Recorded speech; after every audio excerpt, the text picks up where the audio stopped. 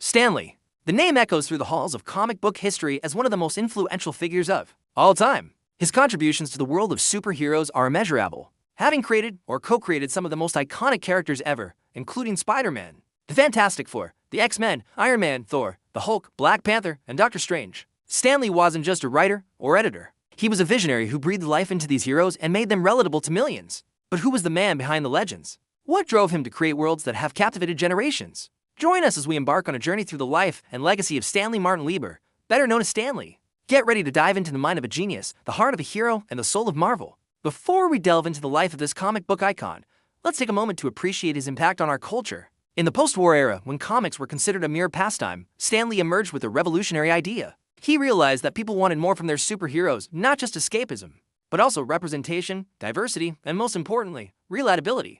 This led him to introduce characters that have flaws, fears, and everyday problems, making them more human and consequently more heroic. Stan Lee understood that true strength lay not in perfection, but in the ability to overcome life's challenges. His characters became role models for millions, teaching us that even ordinary people can rise to extraordinary circumstances. He showed us that with great power comes great responsibility, and that even superheroes need to learn how to balance their duties with their personal lives. As we continue our exploration of this extraordinary man's life, remember that what you're about to hear is just the tip of the iceberg. Each of his iconic characters has a story as rich and complex as the man himself. So, sit back, relax, and get ready to be amazed by the incredible journey of Stan Lee. Stanley Martin Lieber was born on December 28, 1922 in New York City. His father, Elias, was a Romanian Jew who worked as a garment cutter, while his mother, Yetta, was an American of Ukrainian Jewish descent and a homemaker. Growing up in Manhattan, young Stanley had a passion for reading. He devoured books at the local library and developed a love for writing, which would later become his outlet for expressing his creativity. However, tragedy struck when Stanley was just 9 years old.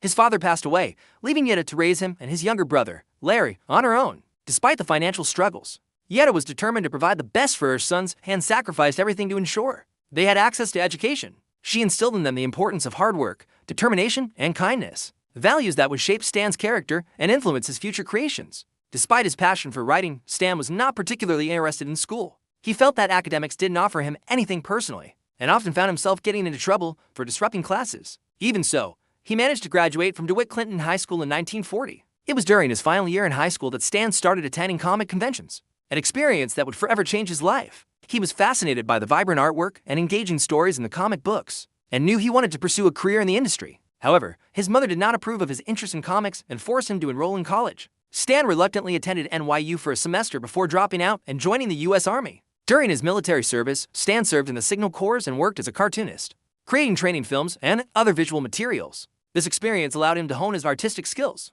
and further develop his passion for storytelling. When Stan returned home after the war, he was eager to launch his career in the comic book industry. He secured a job at Timely Comics, now known as Marvel Comics, where he began working as an assistant. At the time, the superhero genre was at its peak, and Timely Comics was producing some of the most popular titles. Stan was excited to be part of this dynamic industry and immersed himself in the creative process. However, he soon realized that his dream job had its limitations. In the early 1950s, the comic book industry faced a decline due to changing trends and increased competition. Many publishers, including Timely, struggled to stay afloat and were forced to make cutbacks. As a result, Stan found himself working long hours for little pay, often putting in 12 to 14-hour days for just $60 a week. Despite these challenging conditions, Stan persevered, climbing the corporate ladder and taking on new responsibilities. By 1956, he had risen to the position of editor and was working closely with Martin Goodman, the publisher of Timely Comics. Together, they would collaborate on several successful projects that helped boost the company's revenue. However, Stan's dedication to his work came at a personal cost. He had been dating a woman named Joan Bukuk for several years,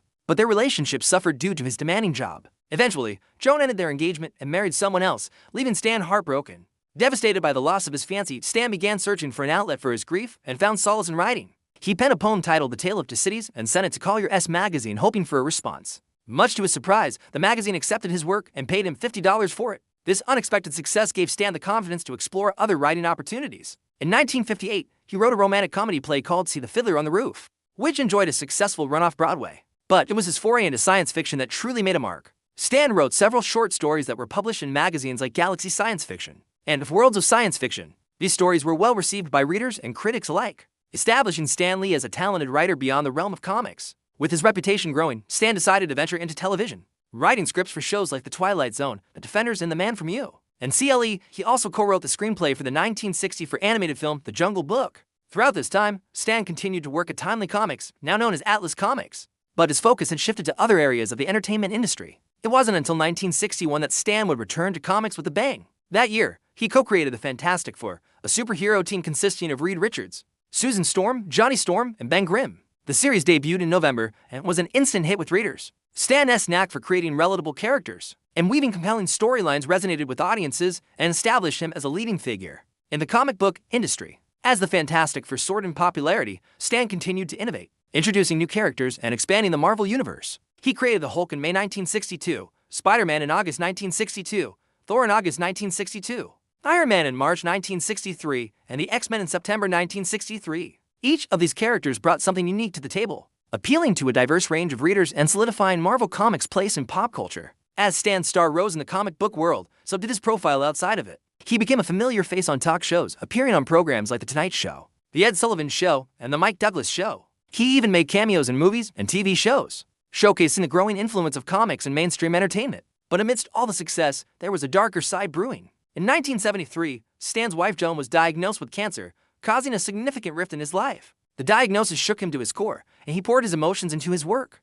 using his characters as a means to cope. One example of this is the X-Men character Nightcrawler, whose blue skin and tail were inspired by Stan's own experiences with illness. During this difficult time, Stan drew strength from his friends and colleagues, who rallied around him, offering support and understanding. One of his closest friends, Roy Thomas, recalled how Stan would often retreat to his office to take phone calls from Joan's doctors, his voice betraying his concern. Yet Stan never allowed his personal struggles to overshadow his dedication to his craft. He continued to write and edit comics, producing some of the most memorable storylines in Marvel history. After Joan's passing in 1971, Stan found love again with a woman named June, whom he married in 1973. They settled in Los Angeles, where Stan continued to work on various projects, including the television special The Night the Martians Attacked, the animated film The New Adventures of Spider-Man, and the sitcom The Groove Tube. However, as the years went by, his health began to decline, suffering from diabetes, prostate cancer, and heart disease. Despite these physical ailments, Stan's spirit remained unbroken. He continued to make occasional appearances in films such as Mallrats, Spider-Man, Homecoming, and Avengers, Endgame,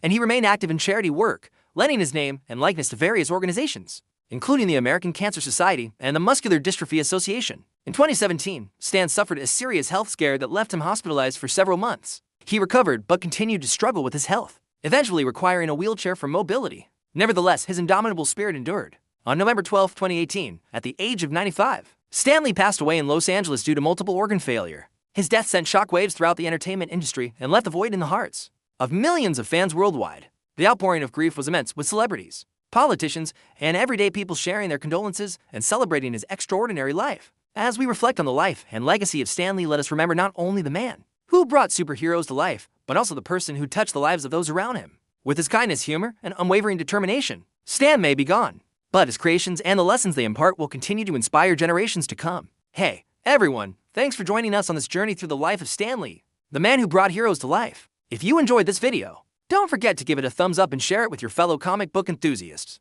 And if you haven't already, hit that subscribe button so you never miss out on our latest adventures through the world of comics and pop culture. Until next time, stay nerdy, stay curious, and above all, stay heroic.